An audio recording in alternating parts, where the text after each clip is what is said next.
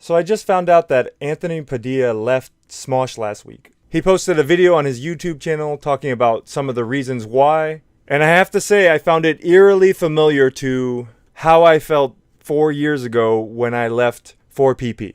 Now, I got this question tons of times, and I never talked about it because I always felt it would be kind of inappropriate. When you go through something like this, which is kind of like a breakup, your emotions are swirling, your head is spinning, and I think it's difficult to think clearly on what are actual problems you're having versus what are just frustrations. So I always thought it was best not to say anything, at least until you had let everything simmer down. So if you watch the video with Padilla, I think the main thing he talks about is him starting a site with his best friend to make videos that made them laugh. It was born out of this passion and friendship and fun, and I think viewers felt that, and that's one of the reasons why they became popular. Now, I don't want to say that we were ever even close to the popularity that SMOSH has attained, but I can tell you that we started 4PP with the same exact reasoning. We were just trying to make funny things and enjoy ourselves, and suddenly we found an audience on the internet that felt the same way that we did, and so we ran with it. And somehow along the way, it got very complicated. There were all these different things we suddenly had to worry about. It became a lot more than just playing games and making videos. Suddenly we had this almost company we had to take care of. We had to worry about making connections with these developers and publishers. We had to think about how to grow a community. We had to think about how to make money so that we could keep doing this, maybe eventually as a full-time job. And basically what it came down to is that people have different ideas on what they think is best. And that also has a lot to do with what lines up best for them in their personal lives. Again, I don't want to get too much into specifics because I don't know how much good that'll do.